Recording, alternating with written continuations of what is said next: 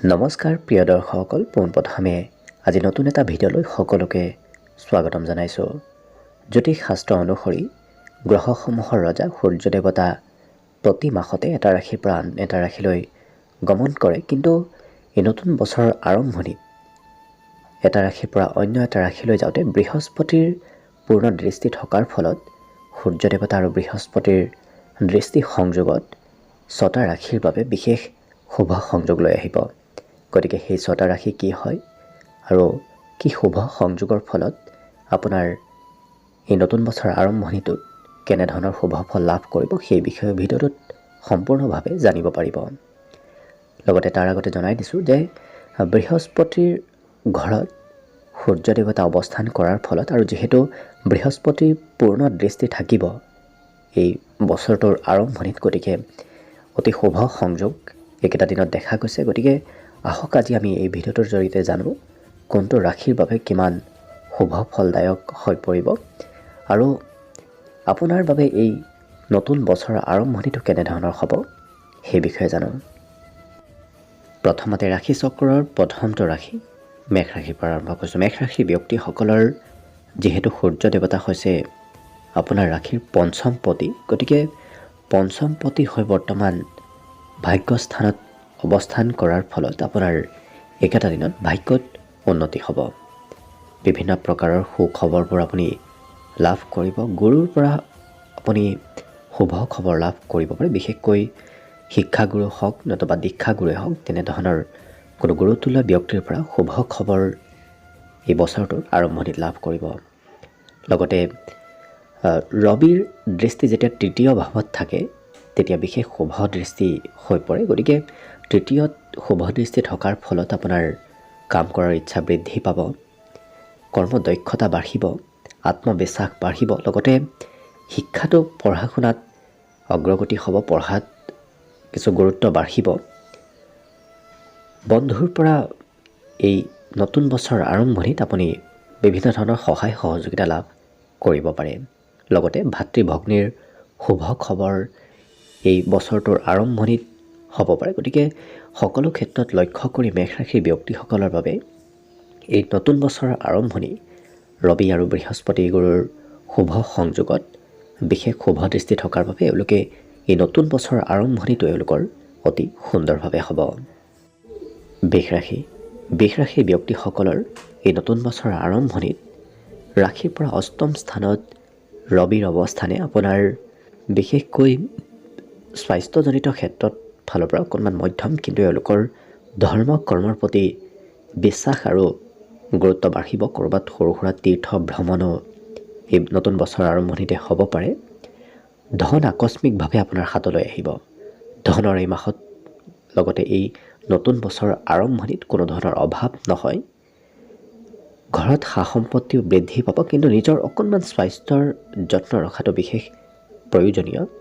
তেনেধৰণৰ ক্ষেত্ৰত যিহেতু আপোনাৰ ধনপতি হোৱাৰ বাবে ধনৰ অভাৱ এই মাহটোত লগতে এই নতুন বছৰত নহয়, কিন্তু কথা বতৰা কোৱাৰ ক্ষেত্ৰত অকণমান সংযম হ'ব। আপোনাৰ কোনো কথা, আপোনাৰ কোনো বাণীয়ে হয়তো শত্ৰুৰ উদ্ভৱ কৰিব পাৰে। গতিকে বিশেষকৈ সেই ক্ষেত্ৰত গুৰুত্ব ৰাখিলে বাকী নতুন বছৰৰ আৰম্ভণি আপোনাৰ নিশ্চয় সুন্দৰভাৱে হ'ব। মিথুন ৰাশিৰ ব্যক্তিসকলৰ বাবে সূৰ্য দেৱতা অতি কাৰক গ্ৰহ, যাৰ বাবে আপোনাক সৰ্বপ্ৰকাৰে এই সূৰ্য দেৱতাই শুভ দৃষ্টি থাকিব। যিহেতু বৰ্তমান সময়ত এই নতুন বছৰৰ আৰম্ভণিত আপোনাৰ ৰাশিৰ পৰা সপ্তম স্থানত অৱস্থান কৰিব গুৰু বৃহস্পতিৰ দৃষ্টিত থকাৰ বাবে এই সপ্তমত অৱস্থানে আপোনাৰ দাম্পত্য ক্ষেত্ৰৰ ফালৰ পৰা সুখ সমৃদ্ধি লৈ আহিব। ব্যৱসায় যদি কৰে সেই ব্যৱসায়ত উন্নতি হ'ব। আপোনাৰ আত্মবিশ্বাস প্ৰবল বাঢ়িব, কিয়নো আপোনাৰ ৰাশিৰ ওপৰত সম্পূৰ্ণ দৃষ্টি থকাৰ বাবে এই সম্পূৰ্ণ মাহটো অৰ্থাৎ নতুন বছৰৰ আৰম্ভণিত আপোনাৰ আত্মবিশ্বাস বাঢ়িব, সাহস বৃদ্ধি পাব, কাম কৰাৰ দক্ষতা বাঢ়িব, কৰ্মকৌশলতা বাঢ়িব, পঢ়া শুনাতো মন বহিব। গতিকে লক্ষ্য কৰিলে সকলো ফালৰ পৰা, সকলো ক্ষেত্ৰৰ ফালৰ পৰা এই নতুন বছৰৰ আৰম্ভণিত ৰবিৰ শুভ দৃষ্টি থকাৰ বাবে গুৰু বৃহস্পতিৰ সংযোগত অহা এই সূৰ্য দেৱতাই বিশেষ শুভ ফল আপোনাক এই নতুন বছৰৰ আৰম্ভণিতে প্ৰদান কৰিব। কৰ্কট ৰাশিৰ ব্যক্তিসকলৰ বাবেও সূৰ্য দেৱতা হৈছে অত্যন্ত কাৰক গ্ৰহ, এওঁলোকৰ বাবে সদায় শুভ ফল প্ৰদায়ক। কিন্তু বৰ্তমান সময়ত ৰাশিৰ পৰা ষষ্ঠ স্থানত অৱস্থানে এওঁলোকৰ স্বাস্থ্যত অকণমান হয়তো অশুভ প্ৰভাৱ আহিব পাৰে, কিন্তু শত্ৰু সন্তা যুগৰ সৃষ্টি হ'ব, যাৰ বাবে শত্ৰুৱে আপোনাক কোনো ধৰণৰ অপকাৰ এই নতুন বছৰ আৰম্ভণিত কৰিব নোৱাৰে। আপুনি শত্ৰুক জয় কৰিব পাৰিব। অকণমান খৰচ বাঢ়িব পাৰে, বিশেষকৈ পিতৃৰ বাবে হয়তো আপুনি এই নতুন বছৰৰ আৰম্ভণিত কিবা খৰচ কৰিবলগীয়া হ'ব পাৰে। কিন্তু হাতত ধন সঞ্চয় হ'ব, ধনৰ বৰ বিশেষ অভাৱ নহয়। বিদেশ ভ্ৰমণৰ সৰু সুৰা যোগ এই নতুন বছৰৰ আৰম্ভণি তেওঁলোকৰ দেখা পোৱা গৈছে। গতিকে কৰ্কট ৰাশিৰ ব্যক্তিসকলৰ বাবে নতুন বছৰটো শুভভাৱেই আৰম্ভ হ'ব। কথা কোৱাৰ শৈলীৰ বাবে অন্য ব্যক্তিসকল আপোনাৰ পিনে আকৰ্ষিত হৈ পৰিব, গতিকে আকৰ্ষণ শক্তি তেওঁলোকৰ বাঢ়িব। কিন্তু অকণমান স্বাস্থ্যত যত্ন ৰখাটো ভাল হ'ব। বাকী সকলো ক্ষেত্ৰত নিশ্চয় আপুনি শুভ ফল লাভ কৰিব। যিমান পাৰে ৰাতিপুৱা সোনকালে শুই উঠাৰ চেষ্টা কৰিব আৰু স্নান কৰাৰ পিছত সূৰ্য নমস্কাৰ কৰিলে আপোনাৰ সূৰ্য দেৱতা কিছু সবল হৈ পৰিব আৰু অকণমান আপুনি শুভ ফল এই বছৰটোত নিশ্চয় লাভ কৰিব। সিংহ ৰাশি। সিংহ ৰাশিৰ ব্যক্তিসকলৰ ৰাশিৰ অধিপতি হৈছে সূৰ্য দেৱতা। গতিকে আপোনাৰ বাবে অত্যন্ত শুভ আৰু লাভদায়ক হৈছে সূৰ্য দেৱতা। গতিকে সদায় আপোনাক শুভ ফল দিব। কিন্তু বৰ্তমান সময়ত আপোনাৰ ৰাশিৰ পৰা শিক্ষা স্থানত সূৰ্য দেৱতাৰ অৱস্থানে আপোনাৰ শিক্ষাত উন্নতি কৰাব।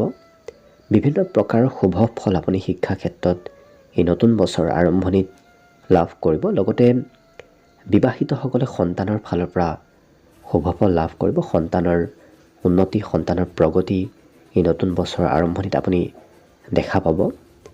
প্ৰেম সম্বন্ধৰ ফালৰ পৰাও অকণমান মধ্যম এই বছৰটোৰ আৰম্ভণি দেখা পোৱা গৈছে, কিয়নো সূৰ্য দেৱতা য'ত অৱস্থান কৰে সেই স্থানত প্ৰেম সম্বন্ধত বিচ্ছেদৰ সৰু সুৰা সমস্যাই দেখা দিয়ে। গতিকে অকণমান সতৰ্ক হৈ চলাটো ভাল হ'ব।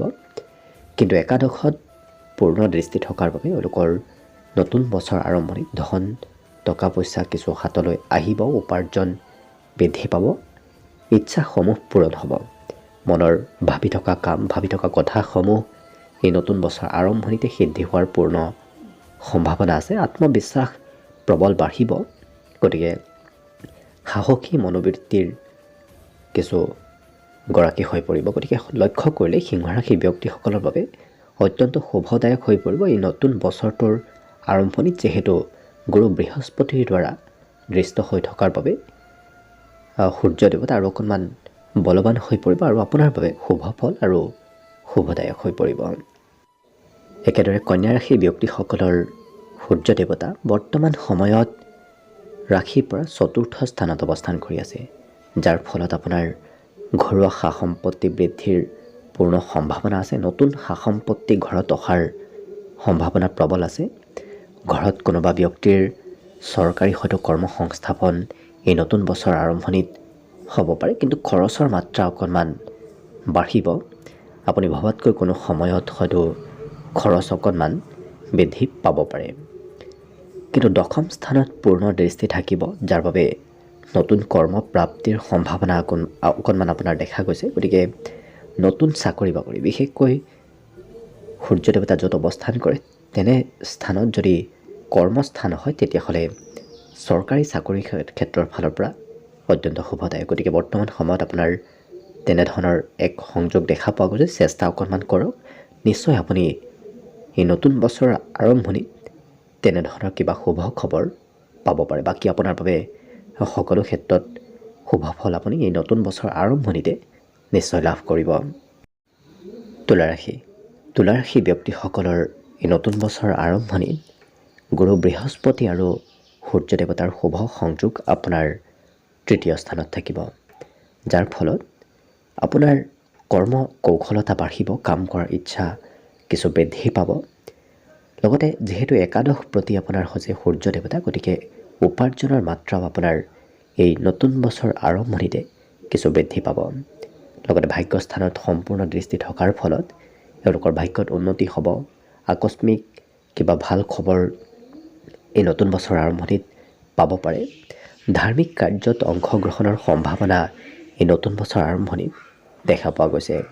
যদি ভাতৃ ভগ্নী আছে, ভাতৃ ভগ্নীৰ ফালৰ পৰাও কিবা শুভ খবৰ এই নতুন বছৰ আৰম্ভণিত আপুনি লাভ কৰিব। গতিকে লক্ষ্য কৰিলে তুলা ৰাশি ব্যক্তিসকলৰ বাবে সূৰ্য দেৱতাৰ শুভ স্থানত অৱস্থানে আপোনাৰ এই নতুন বছৰ আৰম্ভণি অত্যন্ত শুভ কৰি তুলিব, কিয়নো তৃতীয়ত সূৰ্য দেৱতা অতি বিশিষ্ট কাৰক হৈ পৰে।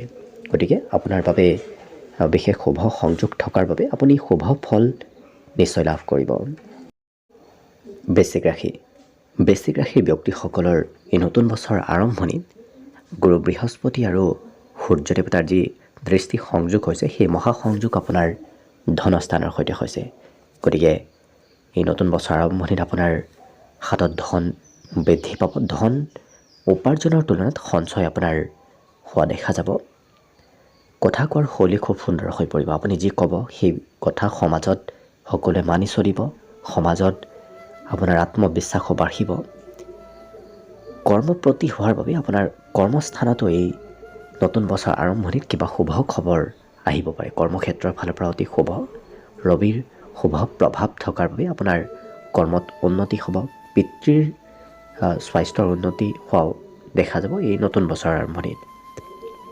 লগতে পিতৃৰো কিবা শুভ খবৰ পাব পাৰে, কিন্তু অষ্টম স্থানত দৃষ্টি থকাৰ বাবে অকণমান স্বাস্থ্যজনিত সমস্যাই দেখা দিব পাৰে। গতিকে নিজৰ যিমান পাৰে স্বাস্থ্যৰ যত্ন ৰাখিব। আধ্যাত্মিক অৱশ্যে চিন্তা বাঢ়িব, এওঁলোকৰ ধৰ্মৰ প্ৰতি বিশ্বাস অকণমান বাঢ়িব, কিন্তু স্বাস্থ্যৰ যত্ন ৰখাটো অকণমান ভাল হ'ব। বাকী সকলো ক্ষেত্ৰৰ ফালৰ পৰা শুভ হৈ পৰিব।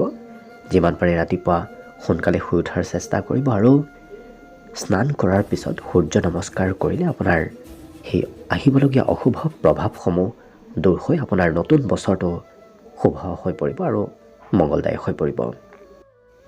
ধনুৰাশি। ধনুৰাশি ব্যক্তিসকলৰ এই নতুন বছৰ আৰম্ভণিত গুৰু বৃহস্পতিৰ আৰু সূৰ্য দেৱতাৰ যি মহা দৃষ্টি সংযোগ হৈছে, সেই দৃষ্টি সংযোগ আপোনাৰ ৰাশিৰ ওপৰত হ'ব। গতিকে আপুনি এই নতুন বছৰ আৰম্ভণিত বিভিন্ন ধৰণৰ সুখবৰ লাভ কৰিব। আপোনাৰ আত্মবিশ্বাস বাঢ়িব, সাহস আৰু দক্ষতা বাঢ়িব, কাম কৰাৰ ইচ্ছা বৃদ্ধি পাব।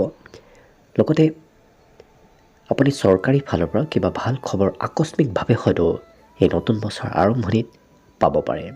যিহেতু আপোনাৰ ভাগ্যপতি সূৰ্য দেৱতা হৈছে আপোনাৰ ভাগ্যপতি, গতিকে ভাগ্যপতি হৈ আপোনাৰ ৰাশিত অৱস্থান কৰাৰ ফলত এক মহা সংযোগ হৈছে। গতিকে এই নতুন বছৰটো আপোনাৰ বাবে অত্যন্ত শুভভাৱে আৰম্ভ হ'ব। সপ্তমত পূৰ্ণ দৃষ্টি থকাৰ বাবে আপোনাৰ ব্যৱসায়ত উন্নতি হ'ব। যদি ব্যৱসায় কৰে সেই ব্যৱসায় আৰু অকণমান আগবঢ়াই নিব পাৰিব।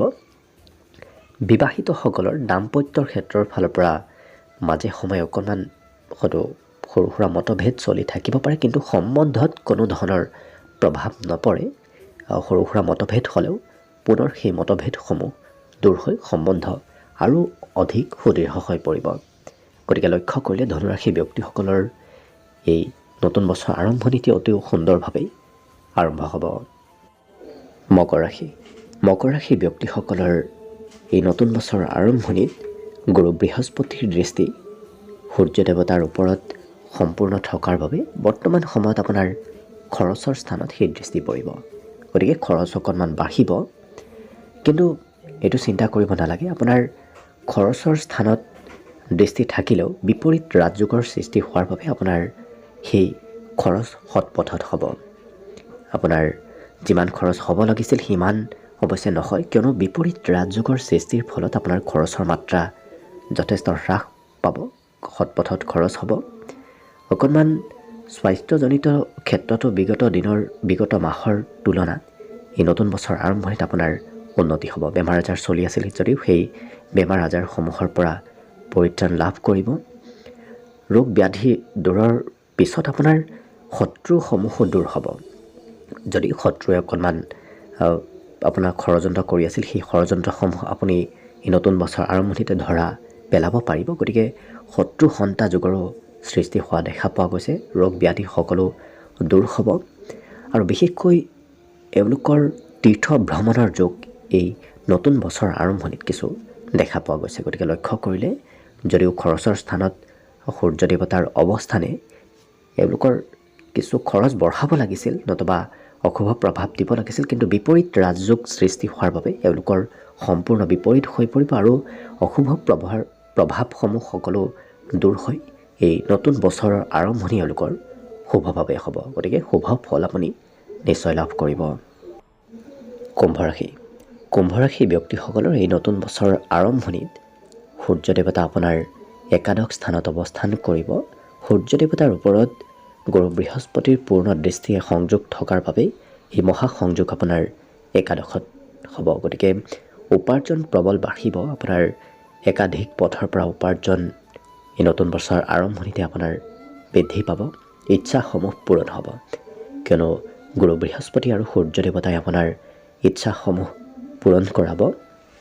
ভাবি থকা কামসমূহ সিদ্ধি হোৱাৰ পূৰ্ণ সম্ভাৱনা আছে। আৰু যিহেতু আপোনাৰ ৰাশিৰ সপ্তম স্থানৰ অধিপতি, গতিকে যদি ব্যৱসায় আপুনি কৰে, ব্যৱসায়ত বিভিন্ন প্ৰকাৰৰ সুখবৰ, বিভিন্ন প্ৰকাৰৰ উন্নতি এই নতুন বছৰৰ আৰম্ভণিতে হোৱা দেখা যাব।